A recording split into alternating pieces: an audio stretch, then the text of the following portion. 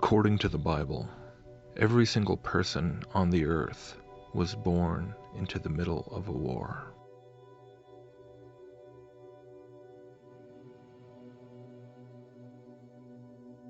This war is one that cannot typically be seen with the naked eye. Its existence is not broadcast on the evening news. Its reality is not even realized by the vast majority of the population. Yet this war has raged on since the very beginning.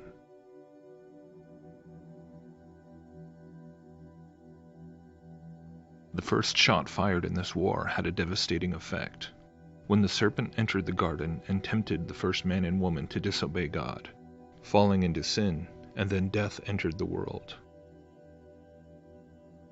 Sometime after, as mankind began to multiply and cover the face of the earth, the first full assault on humanity was launched. In a way, you could describe it as an alien invasion. But these invaders did not come from some distant galaxy, from some far-off star system. Rather, they descended from right above, as together they conspired to abandon their assigned posts in the firmament, where the ether carried the light of their luminescence to the four corners of the earth. These watcher angels fell from their first estates that God had set for them, and they came down to terra firma, where they began a sort of colonization campaign. They sired the Nephilim, their hybrid abomination offspring, which began to ravage the land and feed upon men. They corrupted the genetics of not just humanity, but of animals and plants as well. Using the knowledge they had been given by God to perform their original tasks in the heavens, they proceeded to teach mankind all sorts of forbidden things, in order to civilize them, to equip them in the building of cities, vast kingdoms, where these fallen angelic beings could rule as gods. The knowledge bestowed by these beings was presented as being the keys to humanity's path to enlightenment, the technological know-how that would eventually allow us to take our seats alongside them as gods. But of course, this was all a lie. This forbidden knowledge brought nothing but destruction, perversion, wickedness, and death.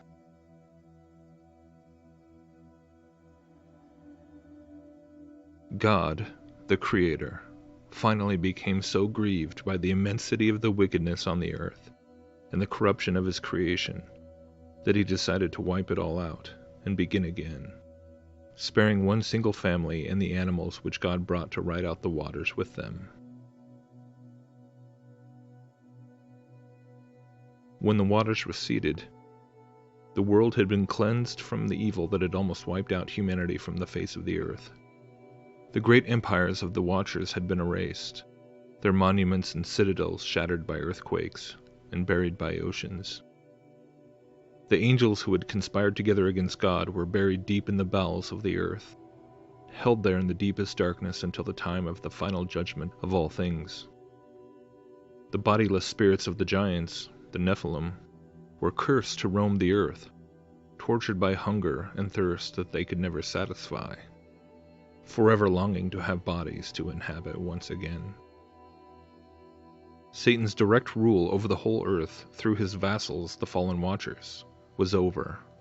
But no sooner than the earth began to be filled once again with trees and plants and animals, and people began to spread out and fill it once again, did the enemy of mankind begin working, seeking to rebuild what God had destroyed, his beloved Atlantean Empire, whose sole purpose was the enslavement and destruction of mankind.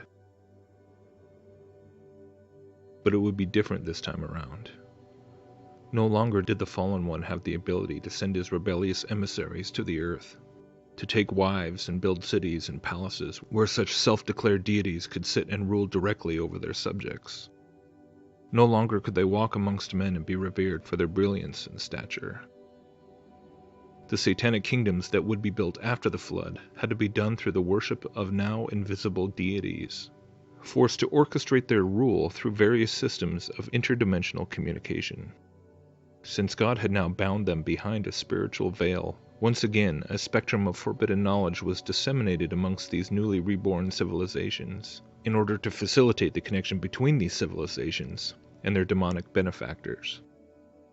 Thus, in the courts of all the human kings and leaders of these kingdoms, worked a host of occult priesthoods, sorcerers, mediums, astrologers, and practitioners of divination.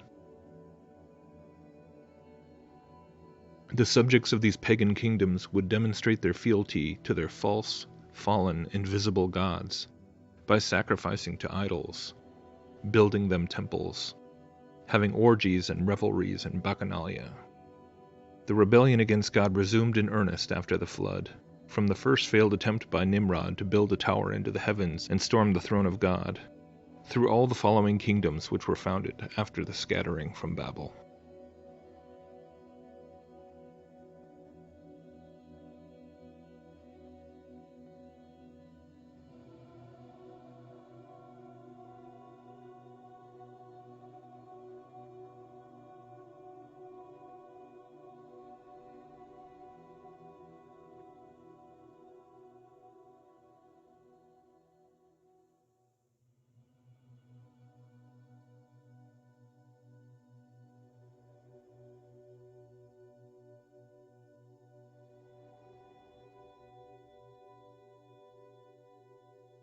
After God destroyed the tower at Babel and confused the languages of mankind, paganism and occultism were gradually spread and developed throughout the world yet again, until once more the true God of heaven and earth chose to intervene, this time by setting apart a nation, a people, a kingdom to bear his name to all the others.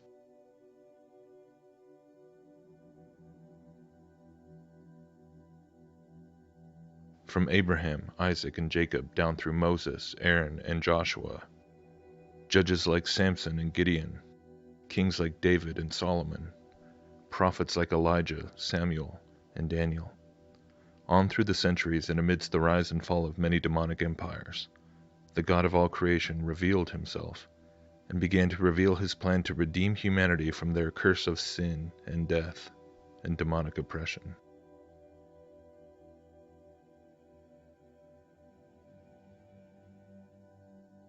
Finally, from the humble town of Nazareth, a man stepped forward and revealed himself as the promised Messiah, the Son of God, the Word made flesh, and the one whose own sacrifice would once and for all destroy the curse and make it possible for men and women to be reborn through the Spirit of God, who would actually come and live within us as the new temple of God.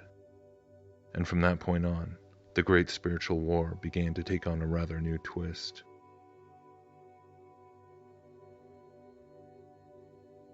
For many centuries that followed, the truth of God began to advance upon the various territories of these demonic kingdoms, freeing people from the bondage they had been held in for generations.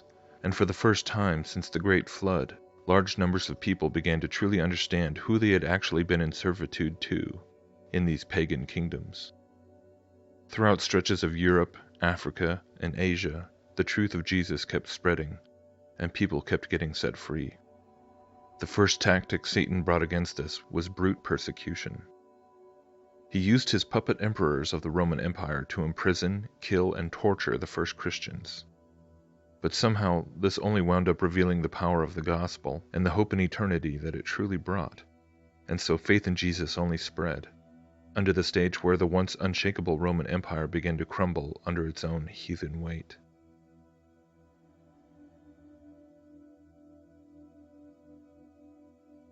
Next, Satan tried a different approach, which in many ways proved more effective than the first. Instead of trying to crush the spread of faith in Jesus with the powers of empire, he would usurp it. From the time of Constantine onward, the enemy began a blasphemous campaign of rebranding many of his old demonic kingdoms and demonic occult priesthoods as now being Christianized. This way he could seduce the Christians with wealth, power, and earthly pleasures, and corrupt the Church of Christ from within. Pagan temples were repurposed as Christian churches. Pagan rites and rituals were reinvented as Christian ceremonies. The Roman Catholic Church slowly emerged as one of the most effective weapons against the kingdom of God, while it mockingly carried out its activities in his name, a tactic which has no doubt given the devil no small measure of sacrilegious joy. Through this earthly institutional vessel, Satan was able to prevent scores of people from actually reading the scriptures for themselves, and turned them instead back to the same bondage and darkness that the demonic systems had enforced before. Only now it was being done in the name of Jesus. Still, by the sheer grace of God, the truth endured, the gospel spread, and genuine faith in the Creator and Savior of mankind continued to grow. Satan continued to work furiously to regain control of the world of men by way of Catholic imperialism and eventually European colonialism, which because of the advent of unprecedented naval power began to conquer more and more of the world that was accessible by ocean.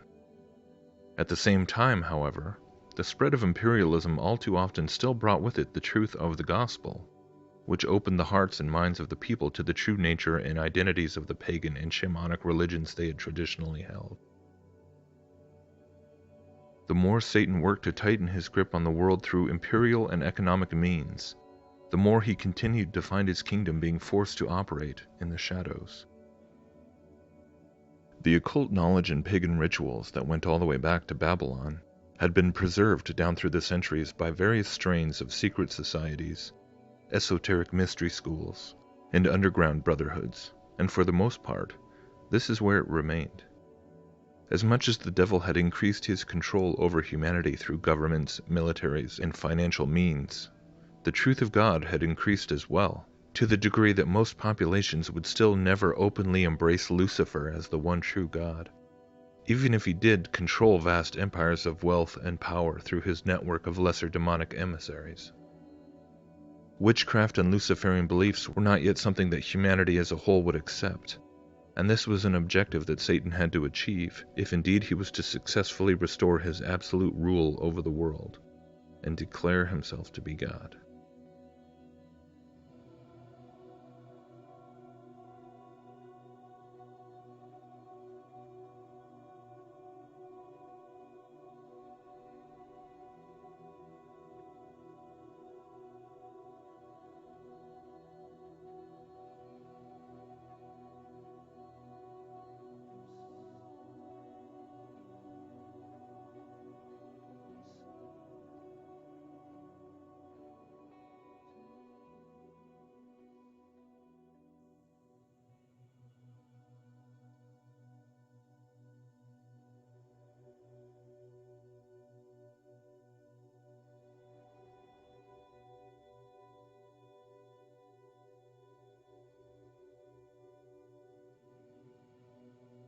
In order to get the entire world back to where Satan wanted it, he had to implement another plan, another strategy so massive in scope that most people, even the majority of those who even believe he exists in the first place, have difficulty in believing that such a thing could be pulled off.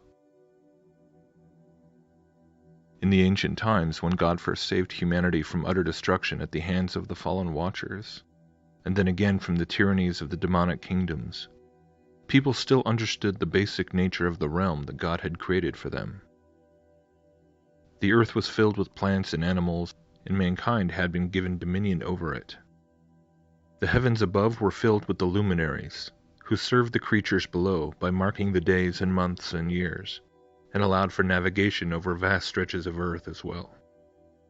Those pagan kingdoms that rejected God worshipped various fallen angels as their gods, but for the most part, they still understood where those, quote, gods had come from. They still knew that they had come from the stars, from the sky, from the firmament. When the truth of God had been fully revealed through the person of Jesus, the ancient cosmology had been given its full context. The distinction between the Creator and the creation was made clear, and the futility of the rebellion by those first fallen angels was made plain to see.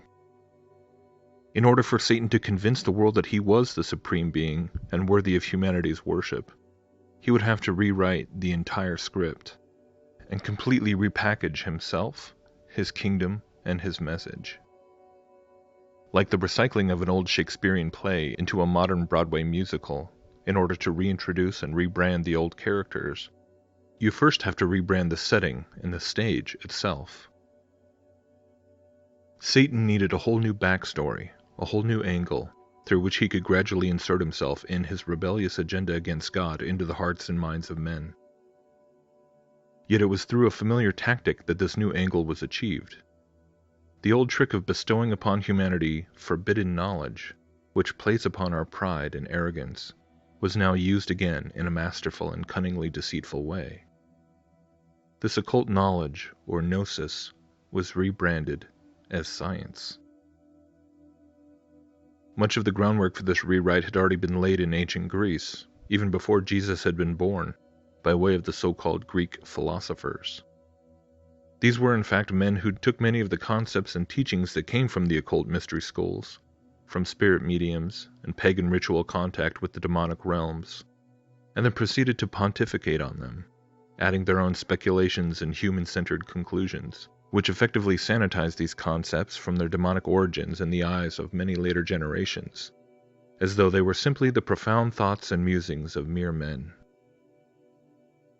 During the Renaissance in Europe, many of these ideas began to once again take hold, as they were increasingly considered to be harmonious with the teaching of the Bible, and slowly began to exert a greater and greater influence upon theologians and scholars throughout the largely Christianized Europe, particularly after certain works ascribed to the Egyptian magus known as Hermes Trismegistus were translated into Latin and then circulated among intellectuals with a predilection for such material. The Kabbalah, too, began to receive more attention from thinkers and monks and people with the necessary literary education, and together with writings on alchemy that came from, allegedly, the Muslim mystics, these three veins of occult knowledge and teaching began to permeate. How little do most students today realize that the bulk of those individuals revered today as having been the pioneers and visionaries of materialistic science were in fact greatly influenced by concepts that were introduced by occult manuscripts and the core tenets of mysticism. Leonardo da Vinci, Isaac Newton, Francis Bacon, Robert Fludd, Nicholas Copernicus.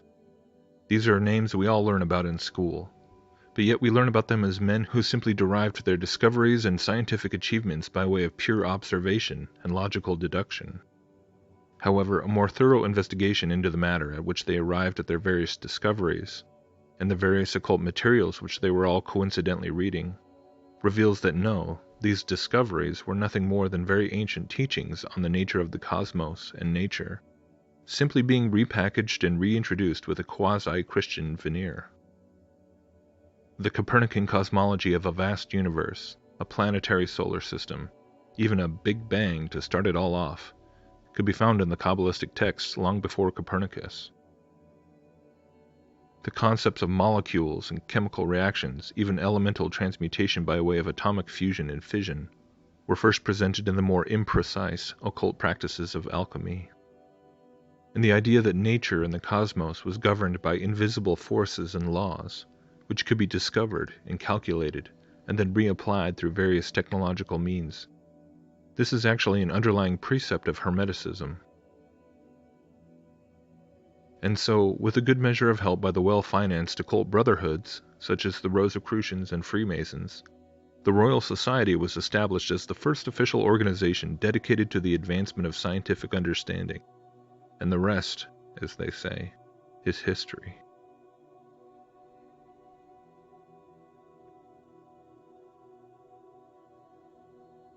What had begun as a half-hearted attempt to combine the knowledge gained from the divine revelation with the knowledge gained from nature was quickly transformed into an unapologetic natural philosophy. The universe suddenly got very, very big, and God became very, very removed, to the point where then the cosmos itself was easily considered capable of having formed without God's assistance whatsoever. Models of the Copernican heavens were expanded and refined. Darwin stepped in to explain how life could have emerged from the primordial ooze, long after the globe Earth had slowly formed over billions of years from the slow gathering of cosmic dust in the vacuum of space. The universities and lecture halls, largely built and maintained by these same wealthy, blue-blooded fraternities, quickly and not surprisingly became hostile territory to anyone who dared question the new burgeoning scientific consensus.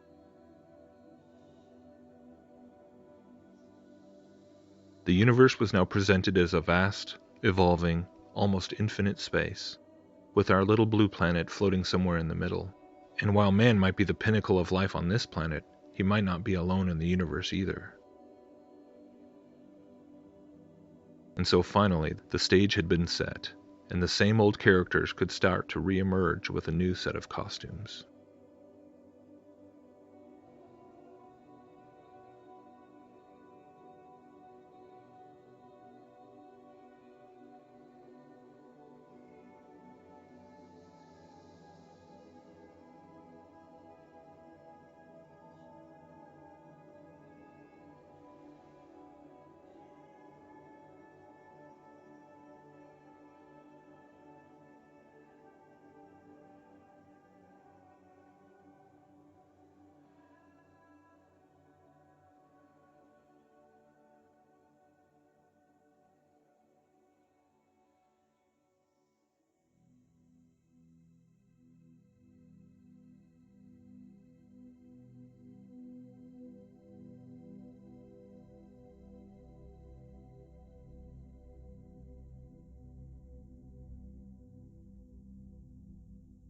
The 20th century. So much has happened in that 100-year span compared to the centuries that went before, it is indeed daunting to even attempt to broadly summarize any of it. While the beginning of the 20th century saw a new, yet old, cosmological paradigm put in place, at least in the halls of academia, that could theoretically provide a convincing new and deceptive pretext for a new wave of rebellious watchers, or some kind of fallen entities, to come down to Earth and present themselves as aliens, we do have to stop and consider the question of the dimensional veil, the barrier that God does seem to have put in place after the invasion of the Watchers back before the flood.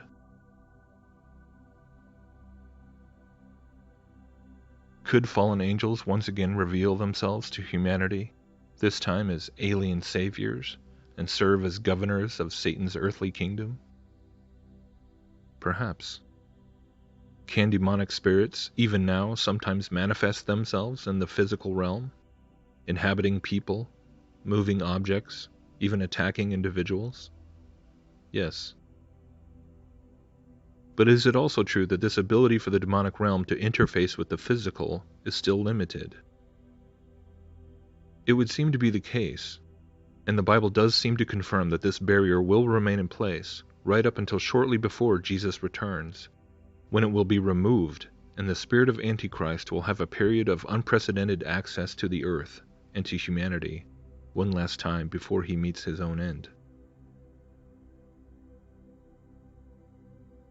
While I certainly do not claim to have all the answers, or to have a perfect understanding of biblical eschatology or end times prophecy, one thing I have come back to again and again through my research over the past few years into cosmology, prophecy, current events, the rise of scientism and its roots in occultism, is that somehow quantum physics plays a significant role in this massive, age-old agenda of Satan, which the Bible refers to as the Great Deception.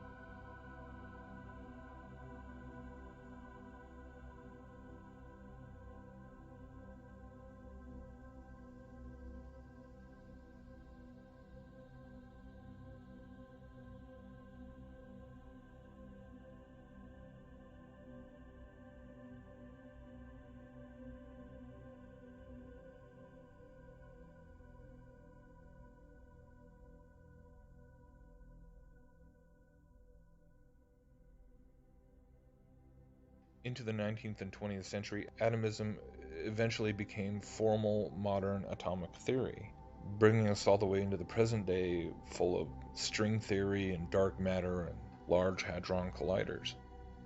The atom has long been split with fearsome destructive power or energy-producing possibility. The existence of this minutely vast quantum reality has been undeniably proven. Or has it?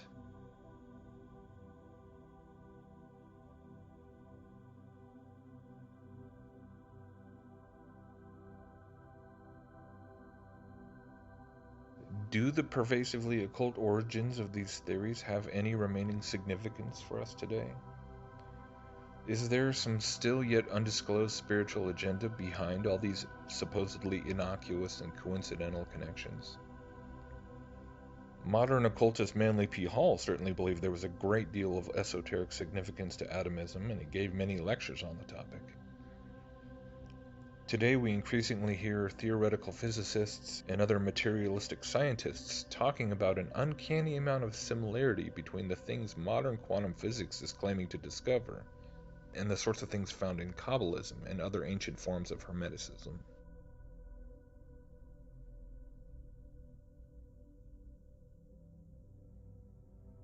Through the history of atomism, we can see this familiar trend of an original mystical philosophy gradually and painstakingly hammered into what is supposedly a purely materialistic and scientific knowledge base, which then, ironically enough, winds up coming full circle to where it begins pointing humanity back to that original underlying Hermetic belief system. Has humanity effectively been duped into building the machines that will serve as the key to freeing a horde of entities from a dimensional prison? Did fallen angels perhaps begin perpetrating these false cosmological and physical doctrines long ago, so that eventually we would believe we were acquiring the knowledge to achieve our own immortality, when in reality we were only playing God?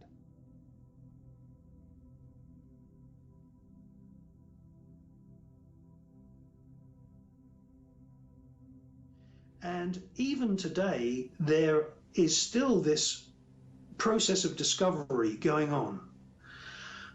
What we can clearly see in terms of the teachings in the Kabbalah, in the Zohar, is that there is no such thing as death.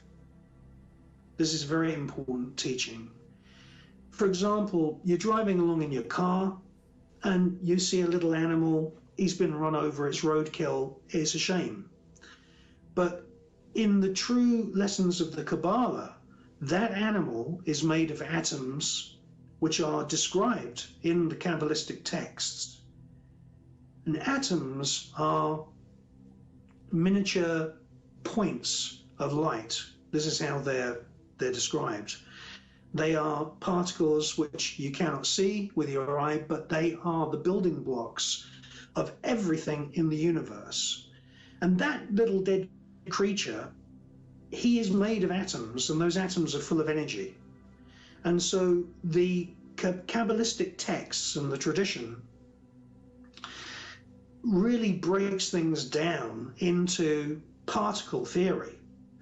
And what is really fascinating is that the oral tradition of the Kabbalah, teaching from father to son, mother to daughter, this, I suppose, a version of nuclear physics was very strong in Central Eastern Europe.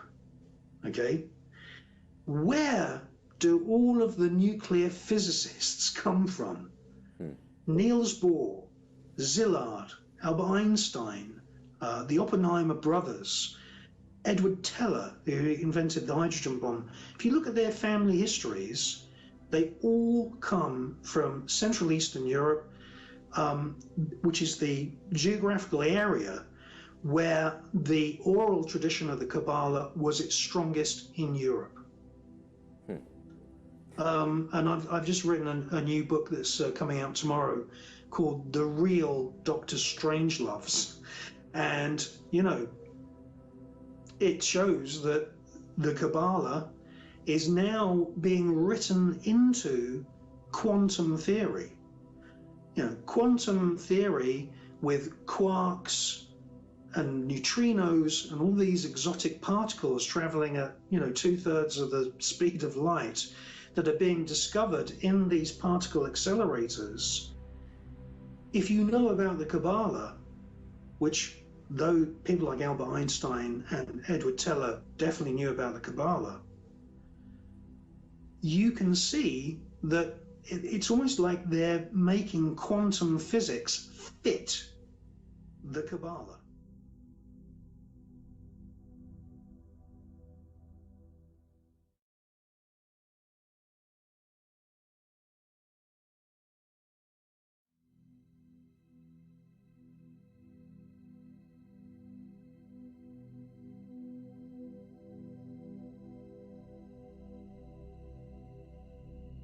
Is it not a crazy thing to ponder? This idea that practically every single one of us has grown up being taught, being indoctrinated with what is really Babylonian mysticism, which is really what Kabbalah is. Only none of us had any idea because we were all told it was science.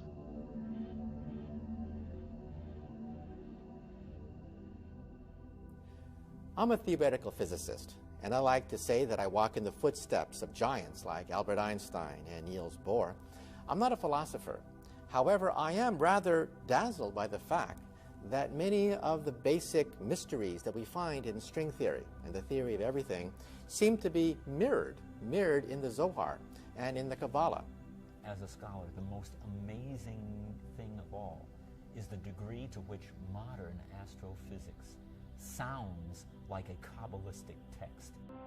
When I first made the correlations between Kabbalah and science, I was stunned. We do know that Isaac Newton had access to certain mystical texts, certain texts of the Kabbalah. Well, the Kabbalistic description of creation is coming from a single little point, from a speck, and of having matter form and time and space form all together at the very beginning. This sounds very much to me like the description of the Big Bang. I couldn't believe that the Kabbalists could derive these truths without really knowing any mathematics or physics. It is certainly true that in string theory, the number 10 is the dimension of space-time for supersymmetrical string theories, and 26 for bosonic string theories stand out as a requirement of the mathematics.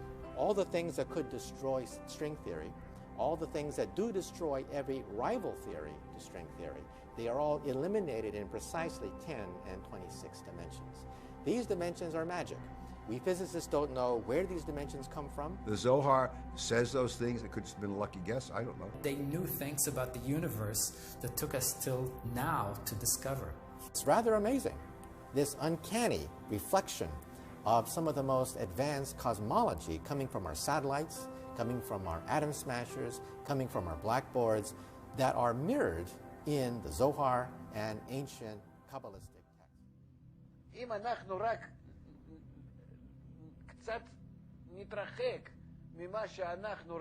If we get away from the way we usually see, we'll come to the true point that the Kabbalists are telling us, that seems so strange to us.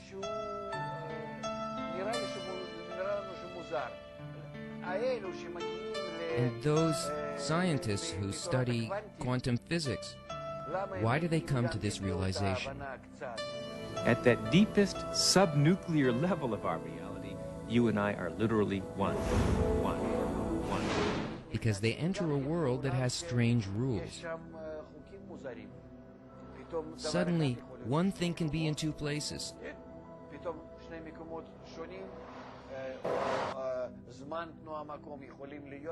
Or time and space and movement can be in another shape.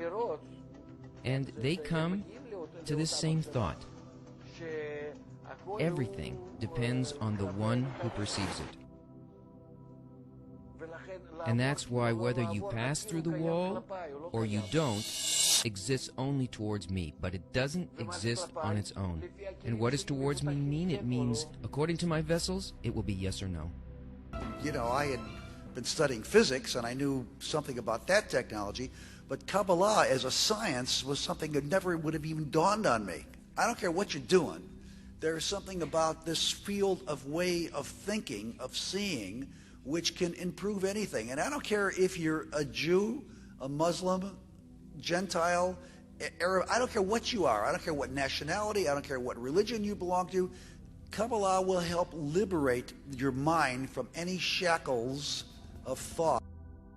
But if you move forward several generations as you get into the 20th century, really for the past 80 years, and really right now in our generation, experiments in quantum physics have reignited people's religious or mystical imaginations.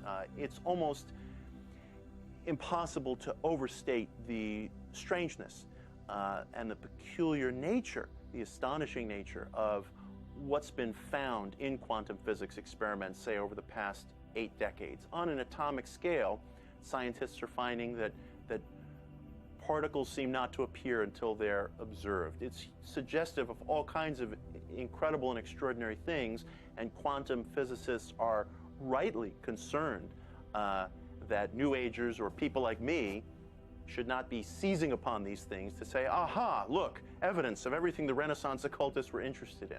Because quantum physicists themselves don't understand this material. It's the challenge of our age. It's the mystery of our age. The brutal fact is that Aspect's experiment confirms quantum mechanics, and it confirms it in this very peculiar situation.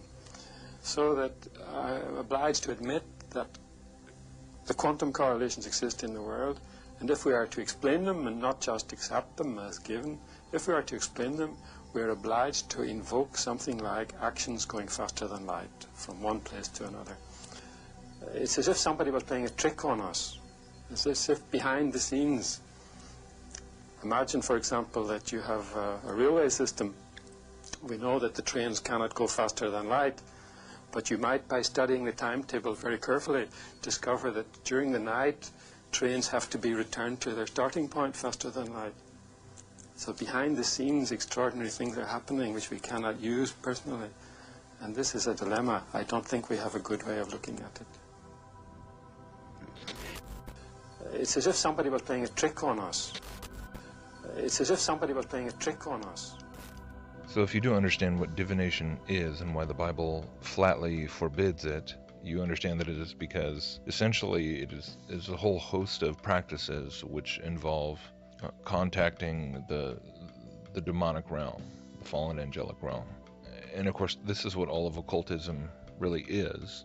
But I've been thinking about this a lot lately as I've just been tumbling further and further down the rabbit hole of quantum mechanics and quantum physics and concepts like quantum entanglement, which is one of the aspects of quantum physics which a lot of New Agers and occultists and mystics do like to point to as evidence of science vindicating ancient esoteric beliefs and mystical beliefs, much to the chagrin of many of the materialistic physicists out there. But nevertheless, this tension continues to kind of mount, and more people are looking to quantum physics as this mode by which science and spirituality can be like reconciled. So, but there's that tension there within the scientific community, quote unquote.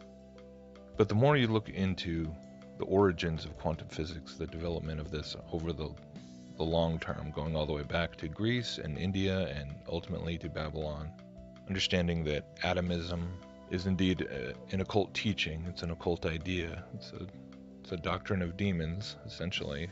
From all that I can ascertain, just like evolution and many other teachings, somehow it is very intrinsic to the teachings of pantheism, pantheistic monism and mysticism, and it's filtered down all the way through the millennia, and then taking hold again in the West during the Renaissance with the resurgence of alchemy and Kabbalah and Hermeticism, giving way to the scientific revolution, and then around the turn of the 20th century, we have Albert Einstein and Niels Bohr and this explosion of knowledge, pardon the pun, in nuclear physics and atomic theory, relativity and all that.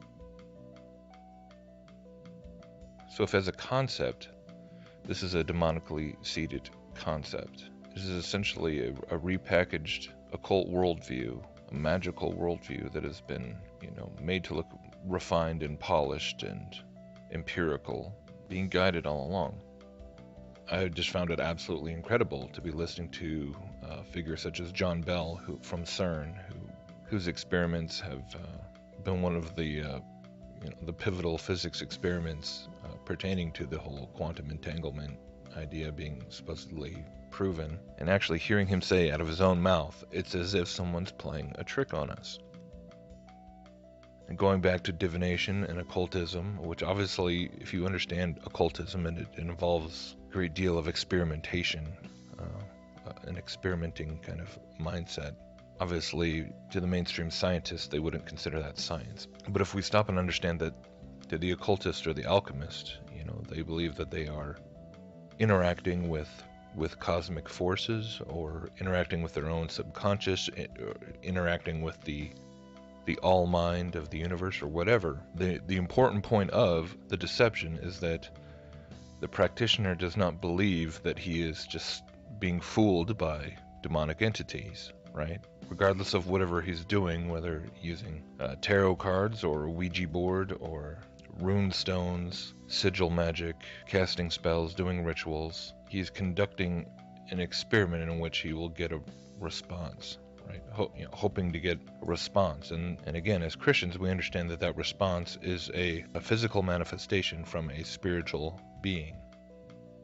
And so thus we do understand that in certain limited ways, the demonic realm can interact with the 3D physical universe and manifest, energy, essentially.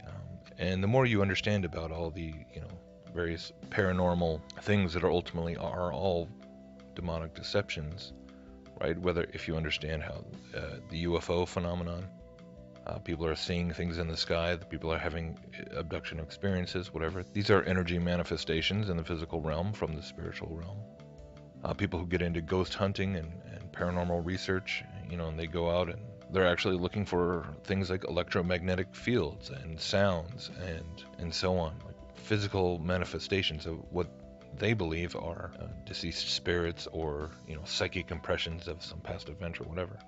Or you even have things like crop circles, or government projects where they experiment with quote unquote psychic abilities and remote viewing and things like this. All of these things that are being demonically powered and engineered, demonically guided. But the deception works because the humans participating believe in a false conception of what they are dealing with.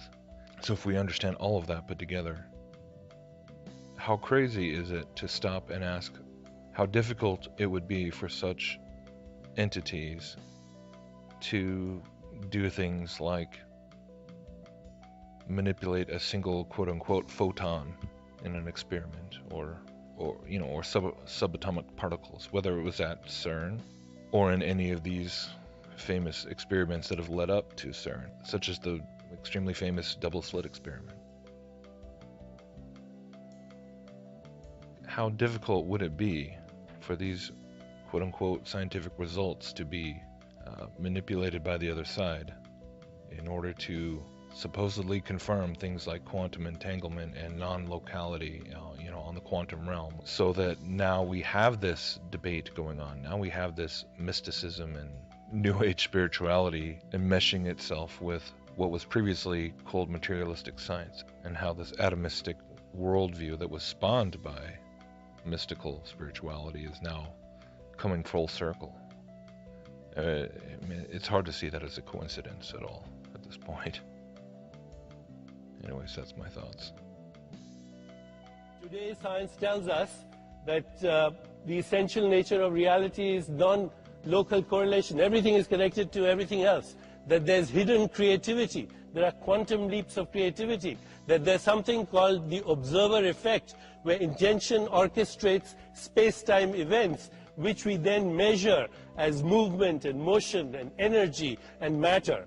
And addressing Sam, we can have a personal relationship with this intelligence, because we have a consciousness that is part of the sea of consciousness. Rumi, the great Sufi poet, said, you're not just a drop in the ocean, you're the mighty ocean in the drop. And all you have to do is understand the principles of science and understand that you have within you the resources to intuitively grasp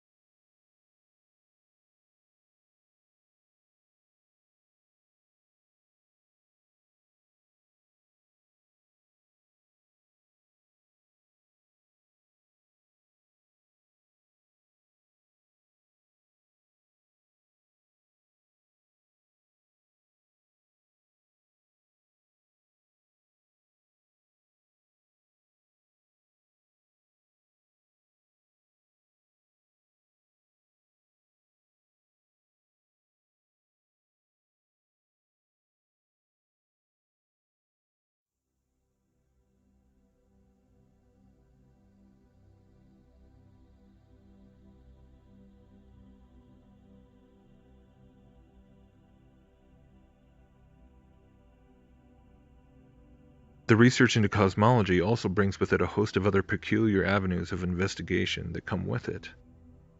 For instance, when something is universally accepted as the theory of gravity is allowed to be questioned, this brings along with it the eventual questioning of many tangential theories which are all predicated upon gravity, such as the entire realm of theoretical physics, atomic theory, and of course, the whole quantum paradigm.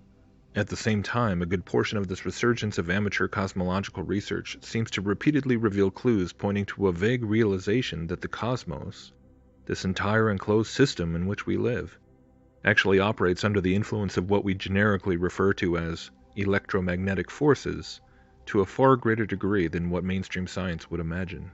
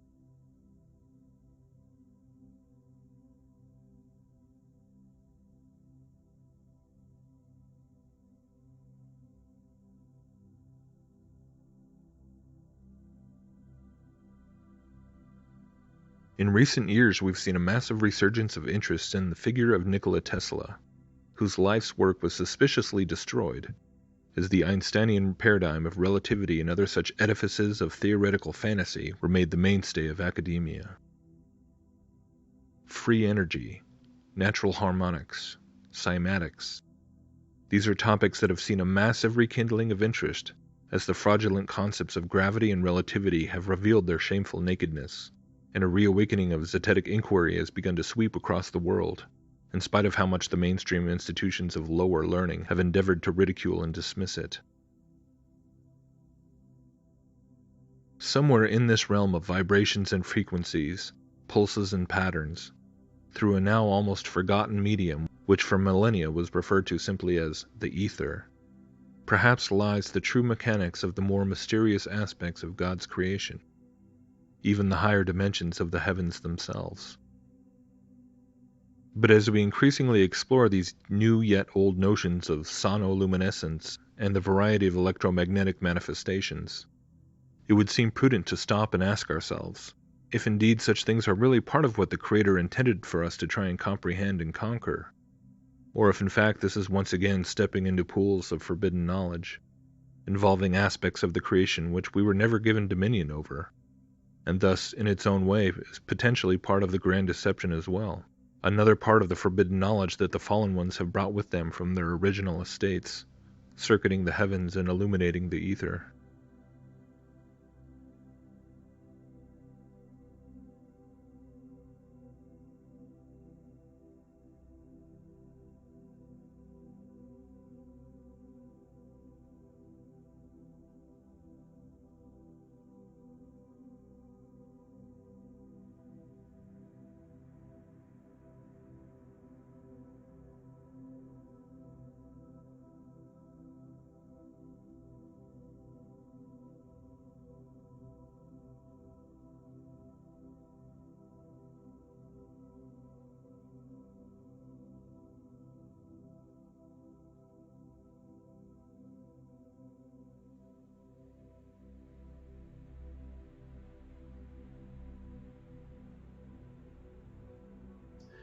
UFOs, there's military craft that look like flying saucers from the bottom but look like a plane from the top.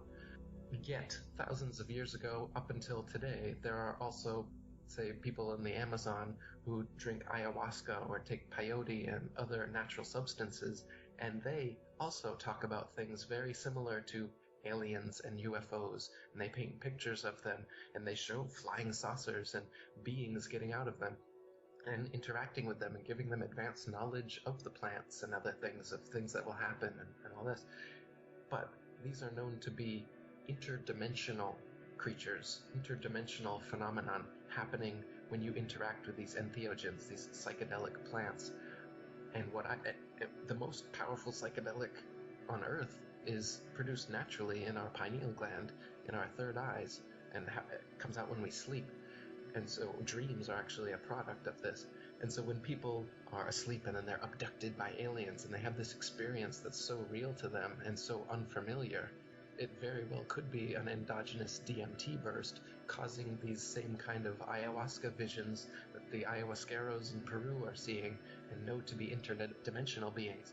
But if we've been fed this new propaganda that there's extraterrestrial aliens and physical UFOs, then we start to think that this phenomena that's been known and talked about for thousands of years, of these star beings, these astral beings, and astral travel that we're able to do, turns into physical space travel and Star Trek type stuff that they're trying to get us to believe in. I mean, people thousands of years ago believed in so-called aliens, if you want star beings, and they say that they traveled to the stars too, like the ancient Mithric cults, the Mithra worship. They had this church called the Mithraeum, and it had tubs all lined up together in a sensory deprivation type environment. And in the Mithraeum, they would all line up, just like in a Christian church where you eat the body and blood of Christ and they give you a cracker and some wine. Well, they would eat the body and blood of Mithra, but it wasn't just a cracker and some wine. It was magic mushrooms and some powerful herbs. And you eat these things, drink these things, lay down in these communal tubs with all the water touching each other, just like in Minority Report. And there was holes in the ceiling above each tub, and they said that their consciousness would communally come out of their bodies, go through the hole in the ceiling, and go to the stars where they would communicate with astral beings, and they had their own civilizations.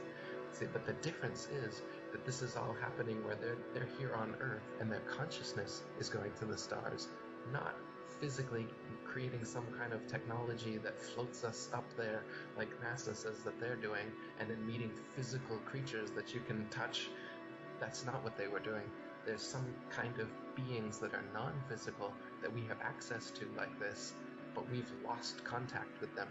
And the reason is because of this, because now we've been fed a fake cosmology and a fake idea of who these astral beings are, and so we're trying to create metal technology to try and reach them, instead of remembering that the natural plant technologies already exist here for us to reach these beings and to interact with them.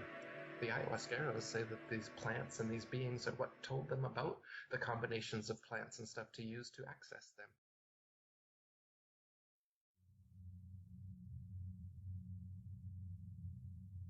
So, interestingly enough, Eric Dubay is actually quite correct in so much of what he's saying here. Yet there's an absolutely crucial detail which he gets completely wrong. And this is the reason why I felt like I had to include this clip, because it's incredibly telling. And it actually provides a perfect segue into this whole broader topic of aliens, entities, dimensions, spiritual realms, hallucinogenic plants and substances, astral projection of the pineal gland or third eye, and so on, all within the context of flat Earth and enclosed cosmology, of course. The point that he's getting so horribly and tragically wrong here is one that is actually shared by so many others, and that's why I feel like it just must be addressed, and I'm going to try and do it in as clear and comprehensive manner as I can. Dubay's assertion is that the entire fake NASA heliocentric space alien propaganda agenda is to misdirect humanity away from the spiritual truths known by the ancients and experienced through meditative practices and certain natural substances by inculcating everyone with the false materialistic concept of outer space and the physical planets inhabited by physical extraterrestrials, etc. This argument basically assumes that the reason behind this agenda is just simply in order to control the ignorant masses, and more specifically, to prevent ordinary people like you and I from rediscovering this ancient knowledge and these ancient practices, and to prevent us from rediscovering that connection with these ancient astral beings. Because supposedly, if we do, it will allow humanity to cross a tipping point or a threshold of spiritual evolution, and then the powers that be would no longer be able to control us like the quote sheeple in our higher states of consciousness. And like I said, Dubay is hardly unique in his profession of this idea, because we see it everywhere, and particularly within the broader truther/conspiracy community. And I will say point blank that I'm convinced that this is hands down one of the most crucial and misunderstood questions when it comes to spirituality in the times which we are now living. And really it boils down to a couple of pretty basic questions, namely, who are these astral beings? And is contacting these entities really the key to overthrowing the human powermongers of the New World Order? Now, we could spend hours looking at all the various evidence that is germane to answering these questions and getting into the things like the Theosophical Society or Aleister Crowley and all of his connections, and Jack Parsons, and all these things that are very much connected to what we are largely understood to be the power structures of the NWO. But let's just cut to the chase. My hope is that in all this work that I've been putting into all these different videos and on this topic and on other related topics, is that people just might find new resources and new avenues to investigate for themselves. And as it's been something that has involved a great deal of time and energy in researching for myself, and the net result of all this research has really been the astoundingly simple conclusion that these beings who are being contacted through these various practices, whether it be through the more, quote, natural, shamanic, and typically, tribal approaches, or the various routes of Eastern mysticism, or the darker halls of mystery school societies and their multi-generational occultism, is that they are all the same beings. They all preach the same message. It's the message of apotheosis, or man becoming God. The same message of monism, or oneness, the idea that everything is connected, everything is a part of God, and God is in everything. And these astral beings, these interdimensional entities, these spirits, or alleged masters, or whatever else people might want to call them, they are very real. And yes, you can contact them. But the real troubling realization comes in facing the fact that all these same groups of humans who are running the entire globalist cabal, with all the fabricated wars and fake terror attacks, the whole Federal Reserve, central banking Ponzi scheme, all the poisoning of our air, food, and water, all the drugging of our populace, all the sacrificing of our children, all the lies, all the brainwashing, all the turmoil and pain and death, is being directed, ultimately, by these same entities, these same astral beings. And this is where Dubay gets it totally wrong, spinning it all through a flat earth lens in completely the wrong way. Because once you're able to stop and really reflect upon it, you begin to see that the phony Copernican NASA paradigm really isn't meant to push people away from a mystical or Gnostic worldview, but rather to teach a Gnostic and mystical worldview, only in a repackaged way. Don't believe me? Just start looking back over the decades of space propaganda in movies and television. Start paying attention to the philosophical messages embedded behind all those sci-fi props like booster rockets and warp drives. My favorite example is still hands down Kubrick's 2001 A Space Odyssey, and I'm sure I don't need to mention to most of you what sort of NWO insider Kubrick was. And that movie is absolutely filled with occult symbolism. And I made a video many months ago showing how even there, the climax of the film blatantly portrays the astronauts surpassing the materialistic concept of space travel and having a spiritual, hyperdimensional experience where he comes face to face with the esoteric powers behind the mysterious monolith. This kind of message is coming through all the mainstream channels, not independent of them. Dubé would have you believe that meditation and hallucinogenic plants is the thing that the mainstream control grid is trying to keep away from you with all their phony Star Trek narratives, when in reality this is precisely what it's all there to promote. It's all about surpassing limitation, about exploring the cosmos, about the humanistic expansion of knowledge, and almost always about contact, about communion, not with God, but with those long-lost space brothers, communion with our ancient alien panspermia seeders, and with the consciousness of the cosmos itself.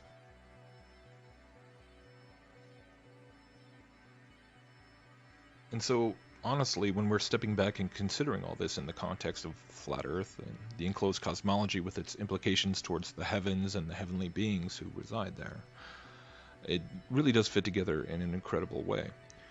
Many people within the Flat Earth movement are familiar with the Book of Enoch, but a lot of them have really only heard the portions which described an enclosed world, while they're still quite unaware of all that it has to say about the fallen Watcher Angels, and how these beings came down from the heavens. They had giant hybrid offspring with human women, and taught mankind all kinds of forbidden knowledge, including enchantments and root cuttings, as described in Enoch chapter 8.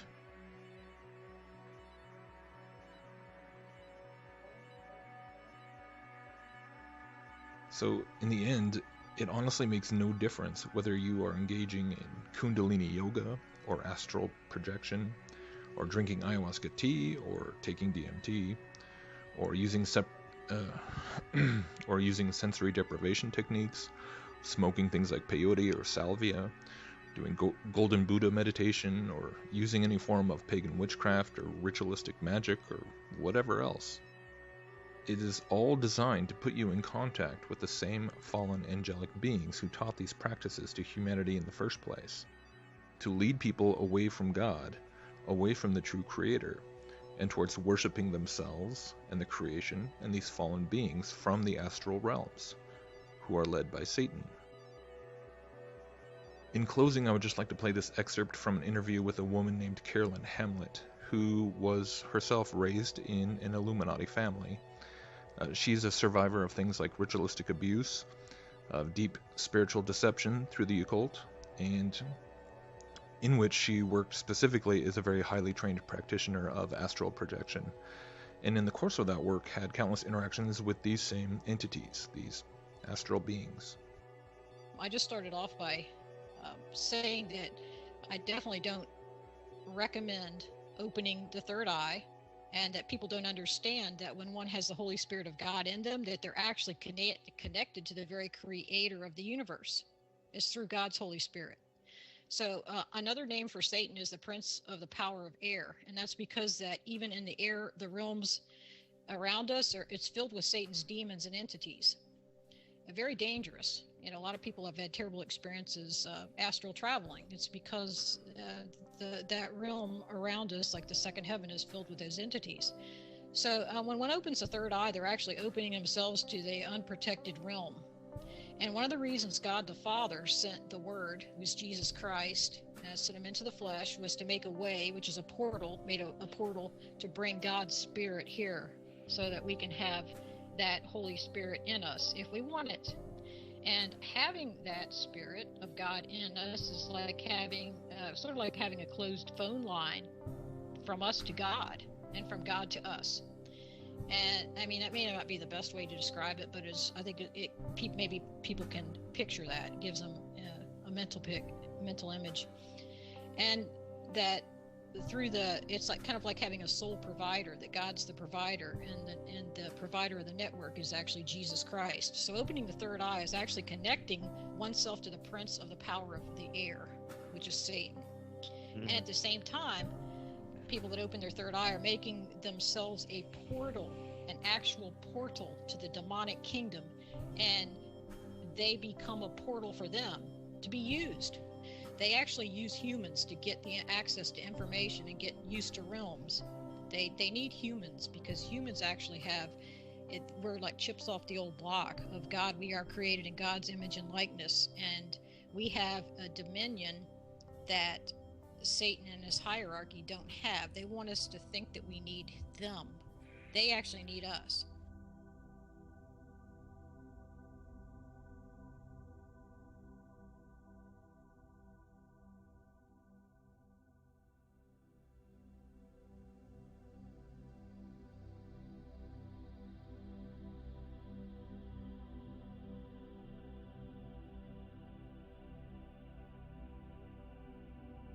But back in the purview of the mainstream, quantum physics effectively teaches that on the subatomic quantum level, none of the conventional laws of physics continue to apply.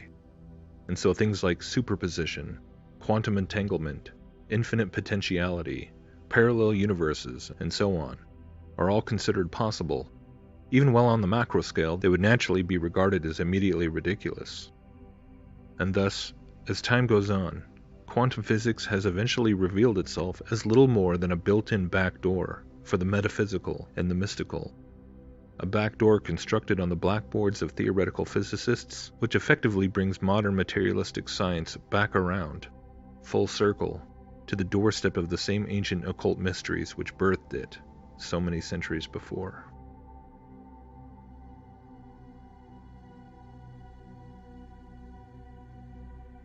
So, for anyone who still does not believe that quantum physics is without a doubt nothing more than repackaged pantheistic evolutionary mysticism that has been the core teaching of the mystery schools going back millennia, just watch this clip. It's the last few minutes of a 30-minute presentation by the Quantum Gravity Research Center in California. Here we go. So we think reality is a mosaic-like code or language at the smallest scale of reality possible, which is called the Planck length. Particle accelerator data tells us that all particles and forces relate to one another according to a higher dimensional crystal called the E8 lattice. But reality appears to be 3D.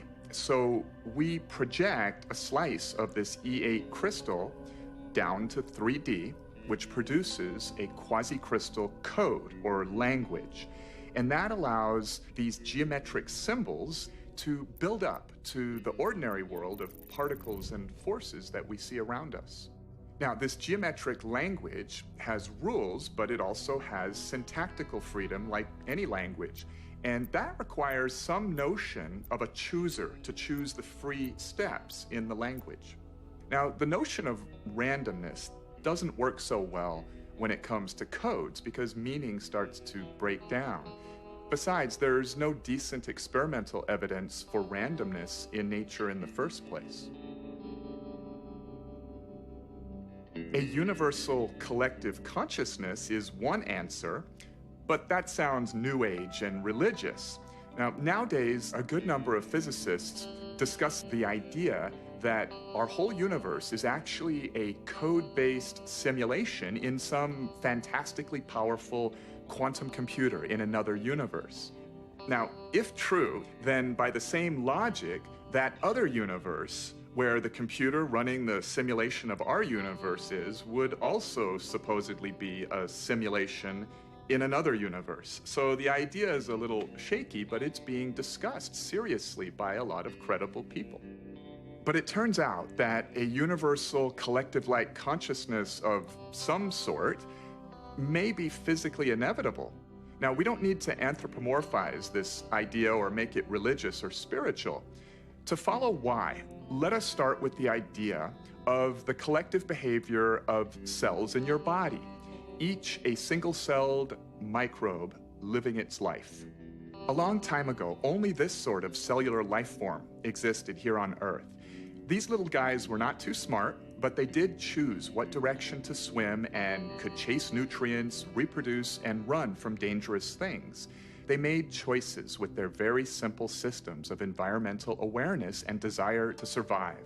Then they self-organized into colonies that were smarter as a group and had more environmental awareness than the individuals.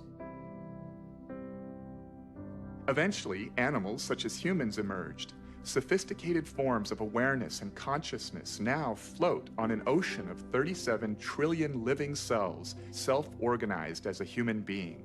It is specifically the laws of physics that caused electrons and quarks to self-organize into 81 stable atoms, and from there, into human consciousness. And physics places no upper limit on the amount of energy and matter that can self-organize into conscious systems. Physics allows the possibility of all the energy in the universe to eventually convert into a single conscious system that is itself a network of other conscious systems, a massive, technologically based collective consciousness. Given enough time, anything that can happen will eventually happen. By this axiom, this system of universal consciousness has already emerged somewhere in the frames of space-time ahead of us. Because it is possible, it is inevitable. In fact, according to the evidence of retrocausality time loops, that inevitable future is co-creating us right now, just as we are co-creating it. When humanity discovers the theory of everything, it will usher in a new age of prosperity. For example, clean, cheap energy, leading to the eventual elimination of poverty.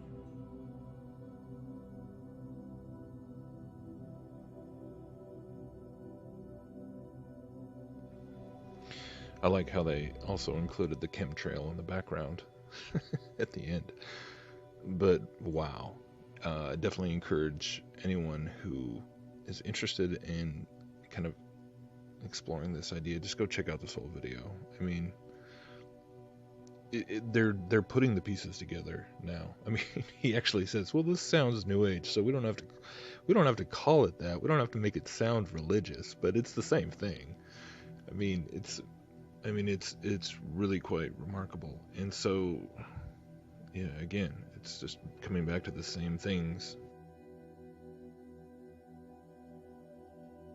All the same dots keep connecting. You know, this is the core of scientism, really. Here, it is a religion. It is the ancient religion. It's the Mystery Babylon religion being presented through quote unquote science, through mathematics and through particle accelerators and the Large Hadron Collider. It was giving us the information that's confirming all these ideas of, I mean, right there they're talking about, you know, the fundamental building blocks of the universe with Planck's constant. And you know, speaking of Max Planck, I mean, if you just go back and read some of the quotes from Planck, you know, the founder of quantum theory, you can see that this pantheistic concept of the universe being consciousness, and consciousness, you know, the universe creates us and we create the universe. I mean, this is pantheism. And this is why it's really alarming to see more and more Christians picking this stuff up and turning to it as though, oh, this is just another arena where we can point to science and, you know, try and confirm the Bible and try and confirm spiritual reality. Well, it definitely is. The problem is that it's definitely geared towards confirming the reality of the spiritual dimensions, but not at all in a way that is in line with biblical spirituality. And so again, we see more and more people like Josh Peck and, you know, Dan Duvall, who have been talking about, you know, getting sucked into these quantum theory, you know, quantum spirituality kinds of things. Here's something from Max Planck. The universe in which we operate is a holographic informational structure. There it is, which we access and program using our consciousness.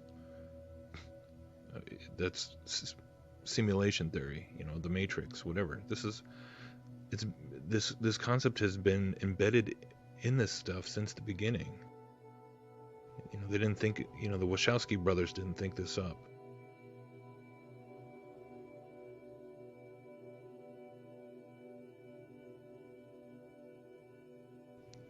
The New Agers of the last couple of decades didn't think this up. This has been part of it for at least, these are actually ancient teachings from mysticism that have been now repackaged into science. Each person inhabits a microverse all their own, what the venerable Robert Anton Wilson calls a reality tunnel. Similarities between them are due to shared programming.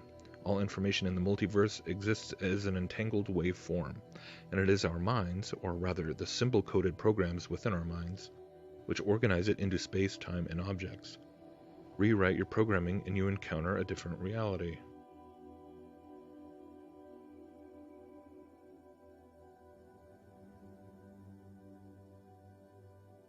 Here's Max Planck. All matter arises and persists only due to a force that causes the atomic particles to vibrate, holding them together in the tiniest of solar systems, the atom. There it again. That's the whole Mandelbrot, the fractalized universe idea that I've been talking about. It's part of the cosmology. It's part of this quantum reality belief system, this quantum spirituality. Yet in the whole of the universe there is no force that is either intelligent or eternal, and we must therefore assume that behind this force there is a conscious, intelligent mind or spirit.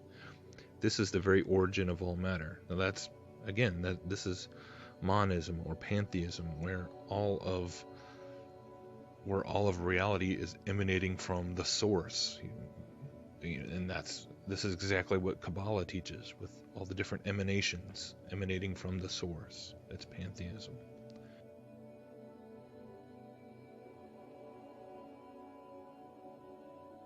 The mind is the matrix of all matter, Max Planck.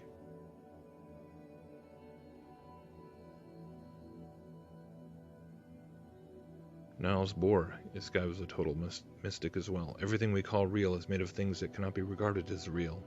If quantum mechanics hasn't profoundly shocked you, you haven't understood it yet.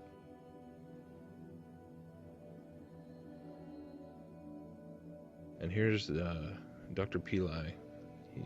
He's kind of an open mystic, trying to pointing to the connections between physics and mysticism, saying the physicists are coming to the same conclusion that the mystics had, that it is just the vibration from which everything came into being. And there's been a number of people making these kinds of claims for years, and now you've got this quantum gravity research center openly doing this very same thing, and they're embracing it and preaching this quantum, I mean, not just in this hypothetical, but saying, like, once we figure this out, do you see the stage being set? Once we figure out this long sought theory of everything, that's going to be the key to unlock everything, and it's actually going to pave the way for a new age of prosperity. This is they are setting the stage for the Antichrist to come in and finish the equation and solve the puzzle and explain all the stuff. They're setting up the problem. They're setting up the Hegelian, setting it up for that final Hegelian, move. Create the problem and provide the solution. In this case, it's a sort of theoretical problem, but promising to solve all of the quote-unquote real problems, bringing it all back to consciousness. What quantum physics teaches us is that everything we thought was physical is non-physical. That's what, again, the theory of relativity. Matter and energy are all the same thing. There's no such thing as physicality. It's all consciousness.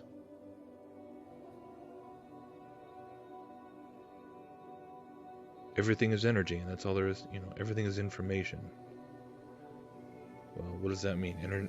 Information has to be stored in a mind. And so it's been making me think about, This is the final stage of the Mystery Babylon New Age gospel. And scientism and quantum physics is the delivery device.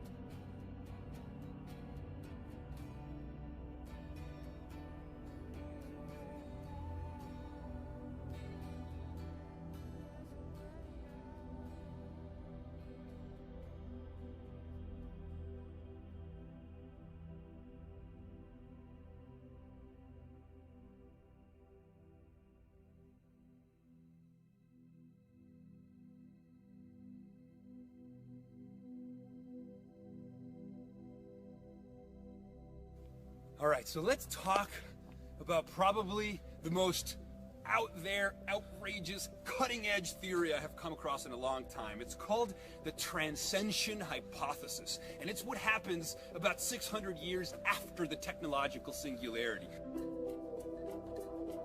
Now, the transcension hypothesis by John Smart is an attempt to explain or to account for Fermi's paradox, which is the questions that asks, if the universe is so vast, if there's trillions and trillions of galaxies with solar systems, with planets similar to ours that had way more time to develop intelligent life and intelligent life that created technology and so on and so forth, why don't we see evidence of all those other technological singularities that might have occurred in all these other civilizations? And the reason that transcension hypothesis says the reason we don't see anybody anywhere is because complexity and intelligence eventually stops going to outer space and starts going to inner space. Consider the iPhone in your pocket, which is 1,000,000 times cheaper, 1,000,000 times smaller, and 1,000 times more powerful than a computer that was $60 million and half a building 40 years ago. So you have, a billion-fold increase in price and performance, and then you have this miniaturization that continues. So when you consider the fact that, 25 years from now, trillions of times more intelligent computers will be 1,000 times smaller than today's microprocessors, you start to see that we have what's called STEM compression, space, time, energy, and matter compression. More intelligent, more density, more communication, more energy, less matter, smaller, smaller, smaller, smaller. And eventually, virtual minds living at the nanoscale and at the femtoscale will keep compressing space, time, matter, and energy into smaller and smaller and smaller dimensions until we eventually create black hole-like conditions and disappear out of the visible universe. And so the destiny after the technological singularity for all civilizations like ours is transcension, which is essentially to disappear out of this space-time reality that we know of into a black hole-like environment created by us, and then slingshot into the future and meet every other civilization over there. Transcension.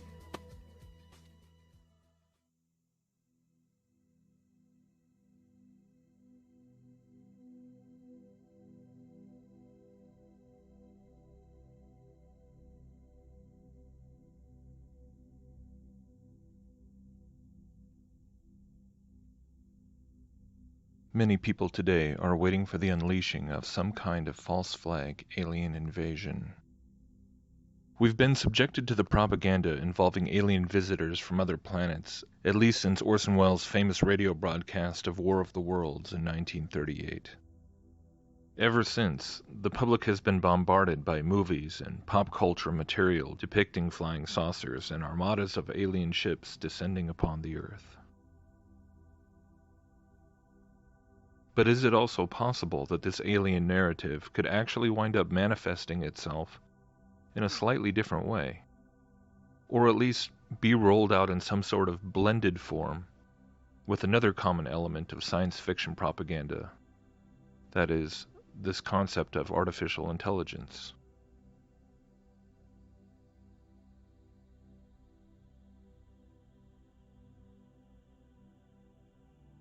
Hey, it's the big master control program everybody's been talking about. With the information I can access, I can run things 900 to 1,200 times better than any human. Good morning, Dr. Chandra. This is Hal. My CPU is a neural net processor, a learning computer. It's against my programming to impersonate a deity. I'm sorry, Dave. I don't have enough information. Shall we play a game?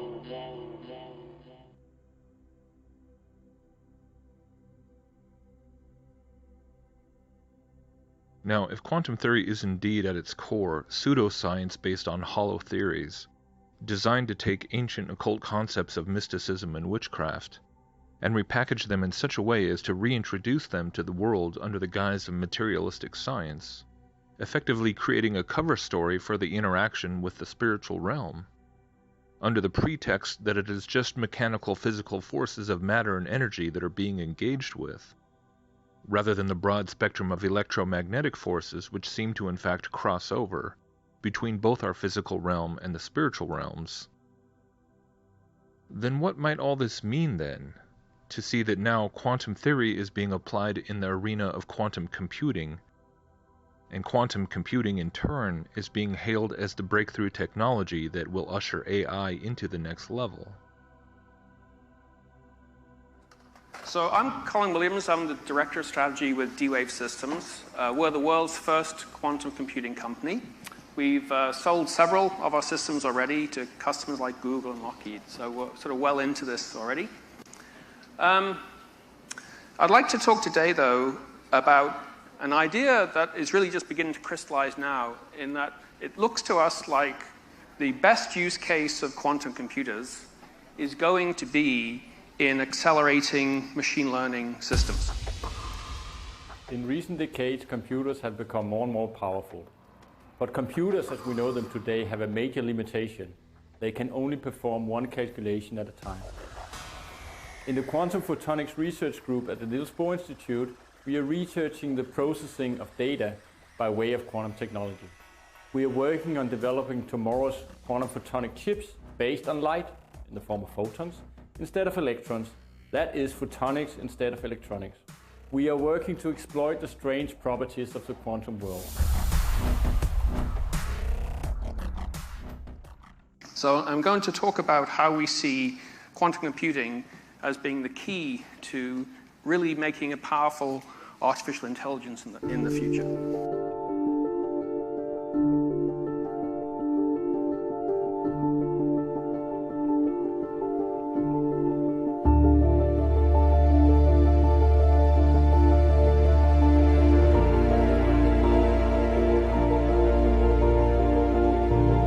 There's tremendous mind share out there that we can bring into IBM from using our quantum experience. It is kind of like peering into the unknown. Our quantum experience is currently open to the entire world. Anybody can sign on, register, and start using it. We want to see the best ideas out there. We want to be able to find new algorithms, and we'd love to work together with different individuals, different organizations to help explore that frontier. One of the real surprises to me has been the amount of usage that we've seen in the past 6 months. We're seeing researchers who are actually writing papers and doing new algorithms and testing new theories using it. Educational institutions, professors using it as part of their coursework. So we're really starting to see this ecosystem building, and we're really hoping to continue that as we get towards these larger systems where we really want to find the areas of application.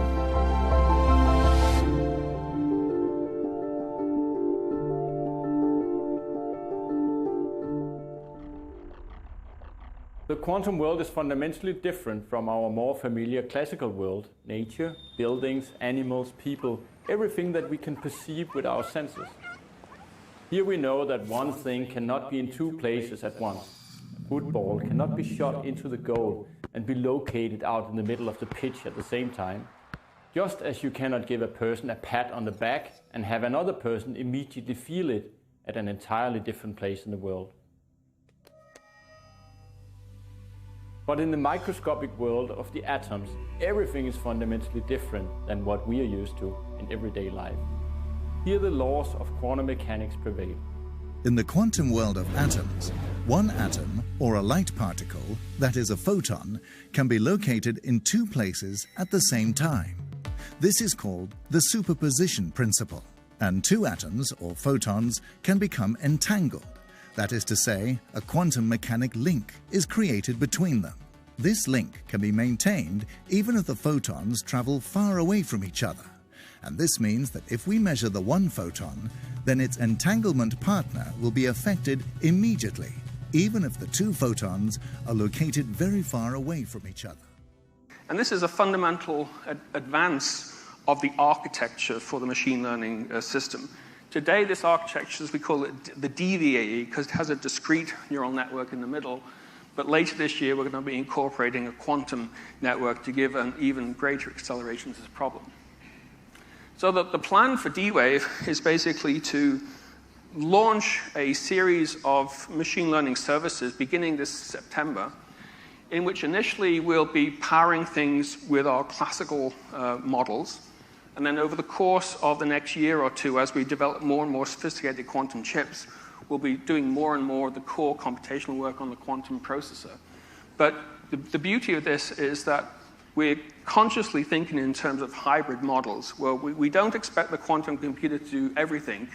We just want to plug the quantum resources into a hybrid architecture and let the classical neural nets do what they do best, and let the quantum chip does what it does best. So that's all I really wanted to say. We think that quantum computing has the potential to really turbocharge unsupervised learning in particular. We already have quantum and hybrid classical quantum machine learning systems running today, and we're going to be extending those into the future as we make bigger and more densely connected chips. We're going to be releasing a whole series of services that will be powering these probabilistic machine learning models, and we're looking for partners in industry to use these services to make powerful AI systems beginning this year. And the one we've already created, our first one, the DBAE, it's already surpassing the state of the art in what was possible before. So we're actively looking now for people who would like to use these probabilistic machine learning services to basically go back to the models that we really wanted to train in the mid-2000s, but we couldn't because they weren't really lending themselves to acceleration by GPU. But now with these new services in quantum processing unit, we think we can really train these things. So thank you very much.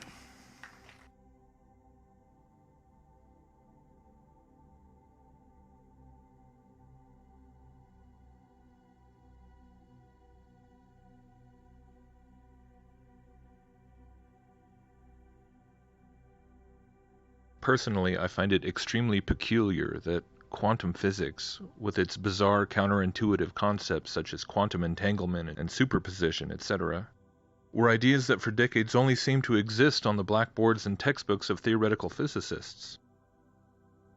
There was no conceivable practical application to these, quote, spooky actions for years and years, and in fact much of it was still being contested and debated. But then, almost out of nowhere, quantum computing suddenly emerges under the steam of companies such as D-Wave, who almost instantly have working relationships with CERN, NASA, Google, and so on.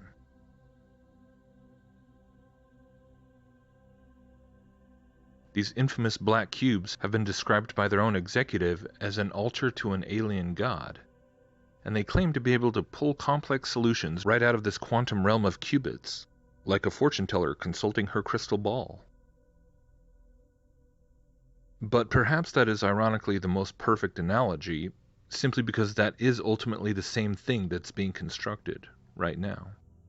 The most technologically advanced and all-encompassing spirit medium device in all of history.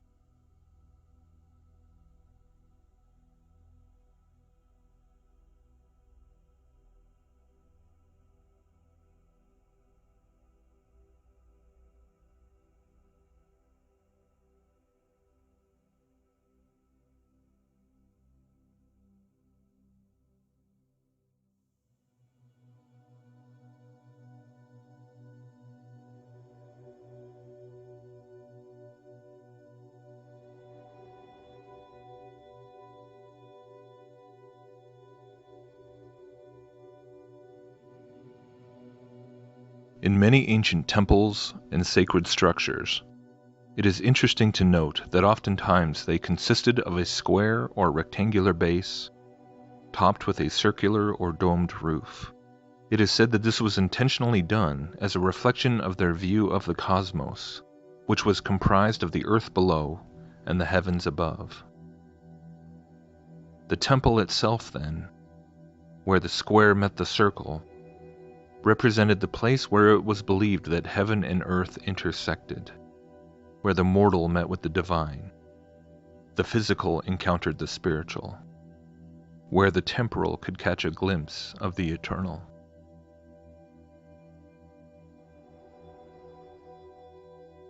When Jesus died and rose again, the only temple on earth that was commissioned by God Himself was rendered obsolete.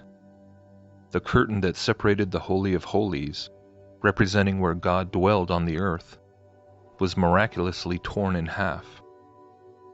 After Jesus had returned to heaven, the day of Pentecost revealed that the very Spirit of God had been given to all who believe in Jesus, to live in us, making each woman and man who believes a living temple, a temple of God, where indeed the kingdom of heaven is manifest and then represented on the earth.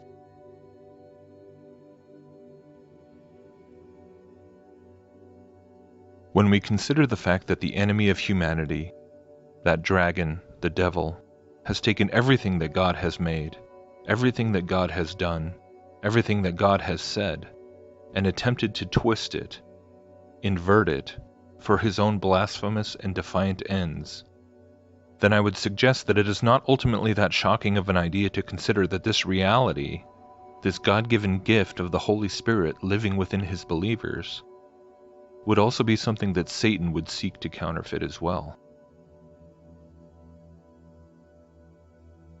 As I said before, I do not claim to know how everything will unfold, but if you've been able to follow the progression of history, of science falsely so called, and the many agendas of deception by the fallen one, so far as I have attempted to present them, then my hope is that you might see how this could very well play out.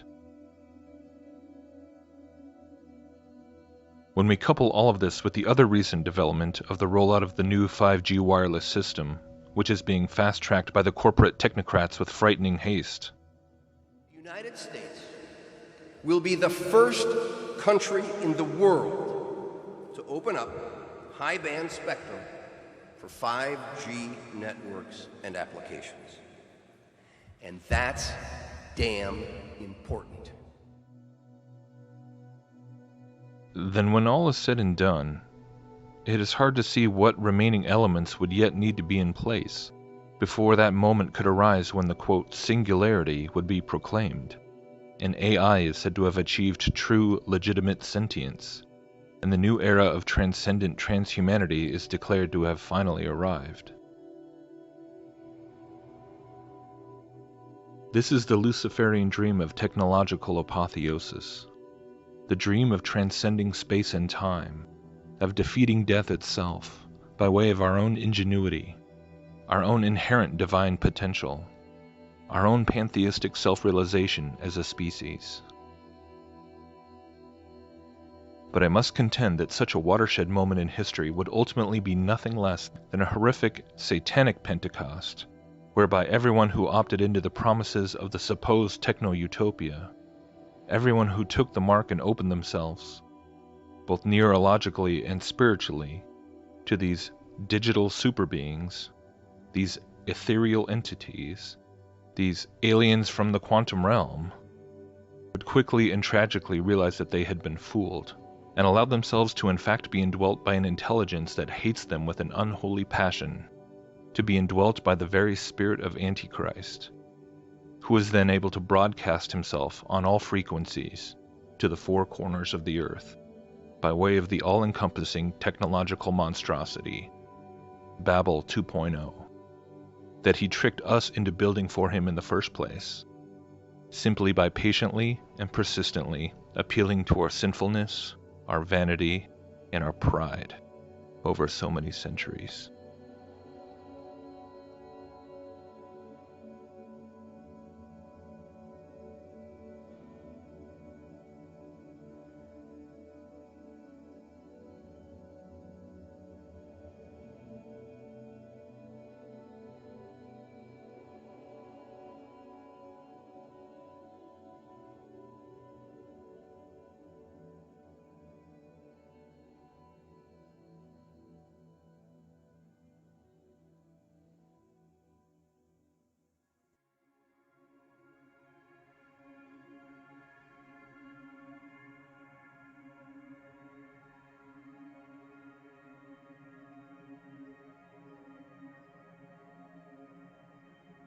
According to the Bible, every single person on the earth was born into the middle of a war. This war, however, is ultimately won or lost, not on blood-soaked battlefields, or in secret underground military installations, or even in the unseen realms of the heavens above.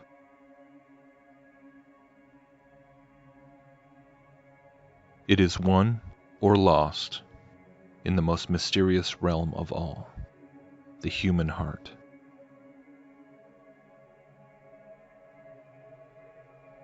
The real battle for heaven and earth is already over. The victory is already decided. Death has already been overcome. The keys to Hades are already in the hands of the one who died and rose again. The conclusion has already been prophesied. The end will come. The heavens will be shaken. And every knee will bow when the Son of Man returns to judge all things. But you and I are here, right now, today. That is what we really have. We cannot even say for sure when all these New World Order agendas will actually come to pass, even as things progress faster and with more intensity with each passing day. We have a choice, today, whom you will be a temple for. Whose kingdom will you serve? Because make no mistake, we all serve one or the other, regardless of whether we want to admit to ourselves if there is a God or there is a devil. You may insist that the Bible is just another deception designed to oppress and control people. You may want to believe that somehow it really teaches the very secret occult knowledge that I've been exposing here as the lies of Satan.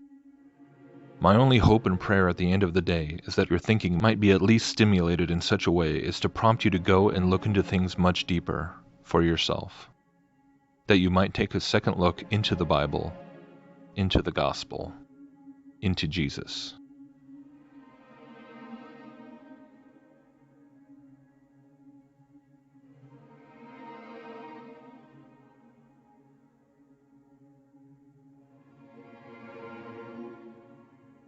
Ultimately, this is more important than any other conceivable topic of research. Far more important than trying to comprehend how the mechanics of the heavens really work, or unlocking the secrets of vibrational energy, or trying to decode every piece of twisted propaganda and occult symbolism that is constantly fed through the mainstream media. As this cosmological awakening continues to expand and grow, we see more and more people arguing over what the real map looks like. Arguing over how the luminaries really move. Arguing over whether the Jews or the Jesuits or the Freemasons are really at the top of the Illuminati pyramid, and so on. But when all is said and done, there's really only one thing that you absolutely, unequivocally have to get right.